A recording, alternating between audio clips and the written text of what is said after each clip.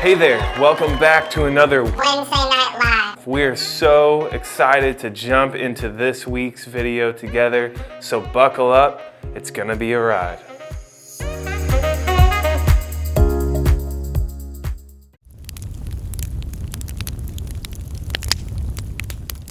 Yes, we find ourselves together once again on this Wednesday night, and I just want to let you know we have a beautiful story.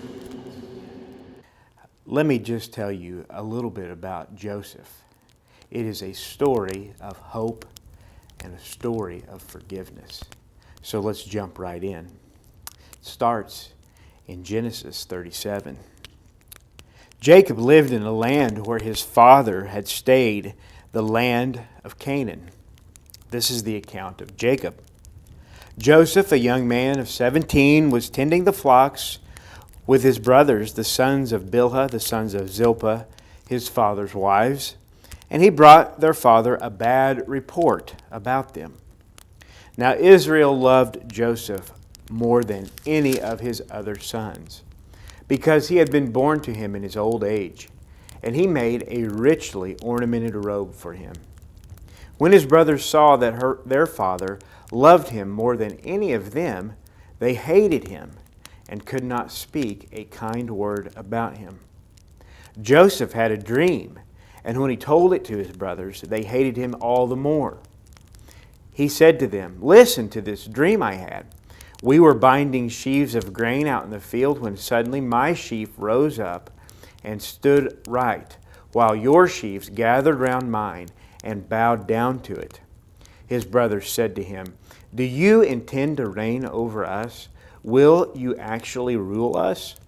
And they hated him all the more because of his dream and what he had said. A little bit later on in the story, we read this. But they saw Joseph in a distance, and before he reached them, they plotted to kill him. "Here comes that dreamer," they said to each other. "Come now, let's kill him and throw him into one of these cisterns, and say that a ferocious animal devoured him. Then we'll see what comes of his dreams." Judah said to his brothers, "What will we gain if we kill our brother and cover up his blood? Come, let's sell him to the Ishmaelites and not lay our hands on him. After all, he is our brother, our own flesh and blood." His brothers agreed.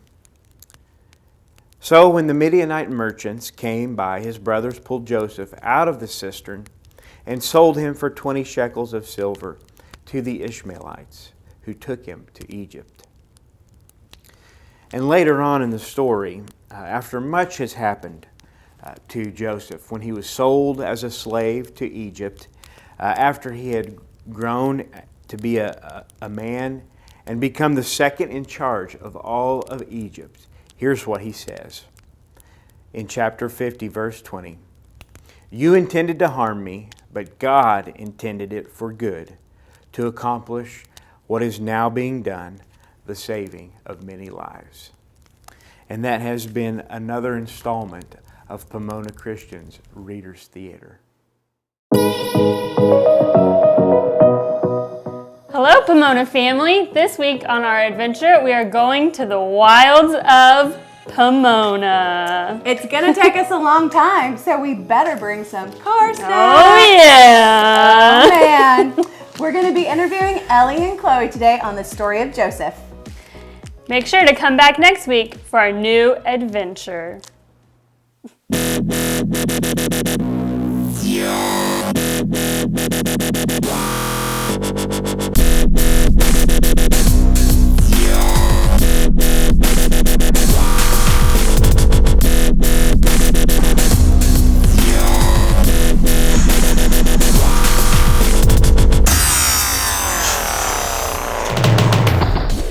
Hey Pomona Christian family, I am here with Ellie and Chloe and they have some questions about the Joseph story. Go ahead.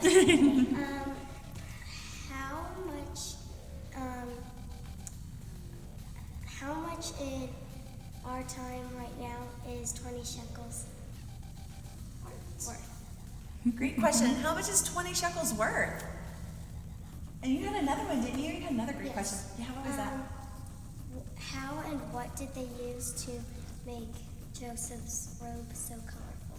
That's a great question. What did they use to make Joseph's robe? We want to know. And how did they get all those colors? Maybe they had a sewing machine or, who knows? Sometime.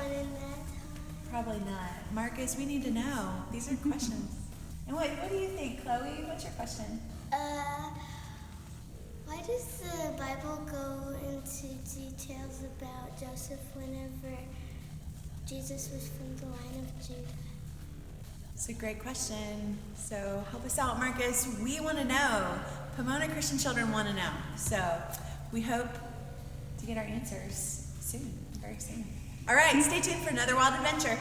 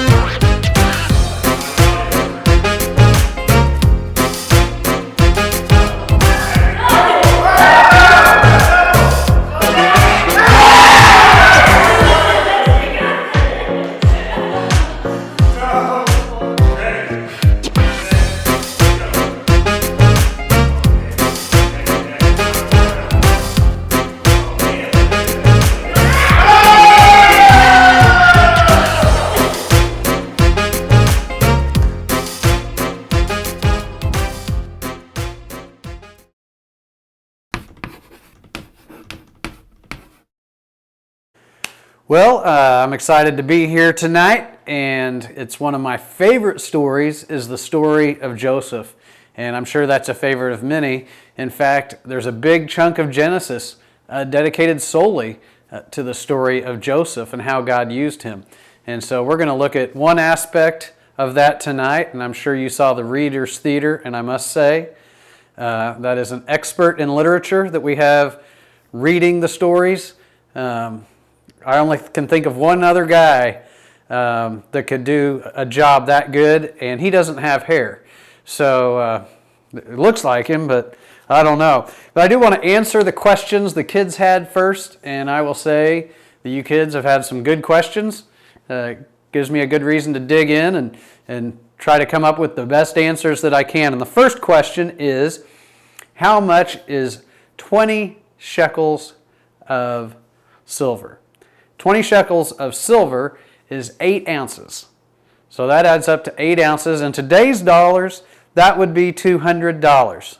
So Joseph, in today's value on silver, was sold for $200. I don't know if that's how much it was worth then. It may have been worth more, but they weren't really considered, or they really weren't concerned with the profit as much as getting rid of their brother. So either way, it was probably a pretty cheap price, and definitely a very mean betrayal by the brothers. The second is, what was Joseph's coat made out of?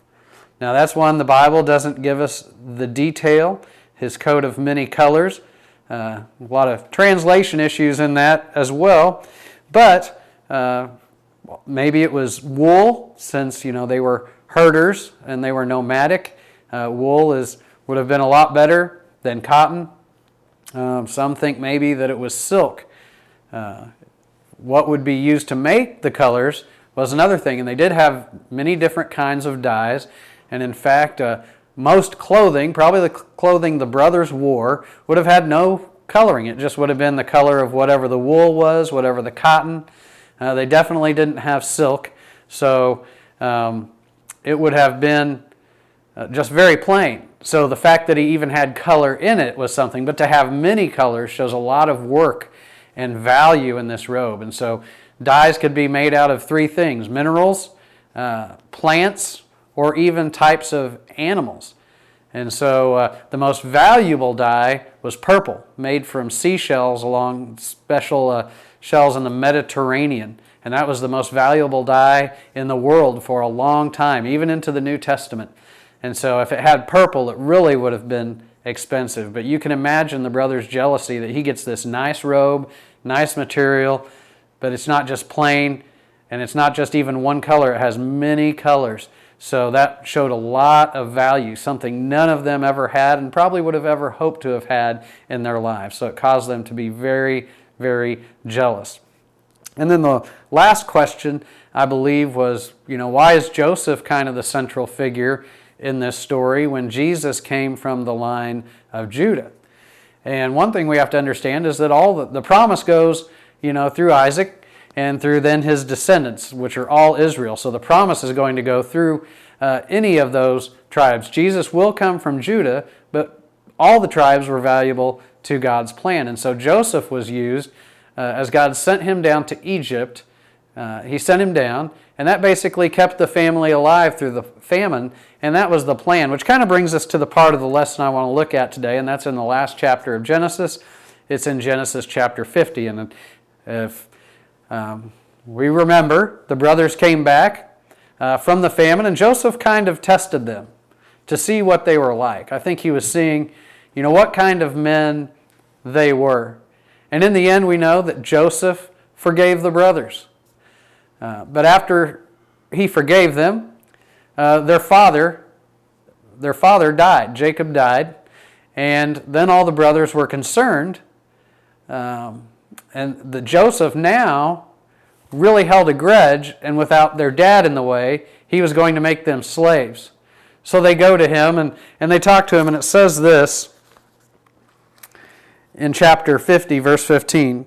When Joseph's brothers saw that their father was dead, they said, "What if Joseph holds a grudge against us and pays us back for all the wrong we did to him?" So they sent word to Joseph saying, "Your father left these instructions before he died." So they're kind of making this up. "This is what you are to say to Joseph. I ask you to forgive your brothers the sins and wrongs they committed in treating you so badly. Now please forgive the sins of the servants of the God of your father." When their message came to him, Joseph wept. See, the brothers can't let go of what they have done. That's still in their minds. It's also hard for them to believe that Joseph has that kind of forgiveness to just let it go. So they make up this story saying it's from their father to assure their forgiveness. That's kind of how we are with God's forgiveness sometimes. It's hard to accept. It's hard to believe that God could just forgive us. But because of Jesus and what he's done for us on the cross, that's what he does. He does forgive us, and he does love us. And I think it makes him sad when we don't trust that he forgives us. But let's jump back into the story. It says, "His brothers came and threw themselves down before him. 'We are your slaves,' they said. But Joseph said to them, 'Don't be afraid. Am I in the place of God? You intended to harm me, but God intended it for good to accomplish what is now being done, the saving of many lives. So then don't be afraid. I will provide for you and your children.' And he reassured them and spoke kindly to them." So Joseph assured them of that forgiveness that he offered when they came down was real. It was good. It was for life. And I think we need to learn something about forgiveness from Joseph as well. As we think about God's forgiveness, we also need to remember he tells us to forgive in the same way he has forgiven us. And Jesus talked about that a lot. That Jesus talked a lot about our forgiveness. And whether you're young and you're dealing with your brothers and sisters and friends at school, or you're an adult and you're dealing with family and coworkers, forgiveness is something we always have to be mindful of and remember, even though it's very hard to do. One thing about forgiveness is it releases our right to retaliate or to get even. When someone does something wrong to us, we feel like there's something owed to us. It's considered a debt. And if someone owes you money and you forgive it, you release the debt. They don't owe you that anymore. So when we forgive somebody something they've done to us or said about us, then we really have to let go of that idea that they owe us or that we have a reason to get them back, that we can't hold that over their head anymore. So it releases our right to get even or to retaliate. And the second thing that we have to remember with forgiveness, and this is the big one, is that God is in control. And that's the big thing we've got to remember. You see, God had a plan for Joseph's life. And he used what the brothers did to do good. It didn't change the plan. But if you go through Joseph's life, you'll see when he's the head servant, he faithfully obeys God. When he's in the dungeon, he doesn't lose his trust and his faith in God, and he still is obedient. He still is humble. And then he comes to the place where God has put him, what God was preparing, where he is the second in command of all of Egypt, and he's vastly wealthy. But God used those things to prepare him. But Joseph was also obedient in all those things. And then when his brothers come back, he forgives them and brings them down to Egypt and takes care of his whole family. And then even when he gets this question, he says this to his brothers the second time when he assures them of that forgiveness. He said, "Don't be afraid. Am I in the place of God? You intended to harm me, but God intended it for good to accomplish what is now being done, the saving of many lives." See, the big thing is that we're faithful to God in whatever we go through. And that's when we find God's purpose for our life, is our obedience and our trust in Him, by putting our faith completely in what He's doing. And we do what He wants us to do regardless of the situation. And that's what we see Joseph did. And we see the great things that God did through that. And that's how Joseph was able to forgive. He said, "You intended it to harm me, but God intended it for what we have right now. That is the saving of our family. That is the continuing of His plan to bring about Jesus." And now, we're going to have a time of questions. And when the questions come up, be sure to pause the video so that you can discuss those questions with the people you're watching with. Have a good night.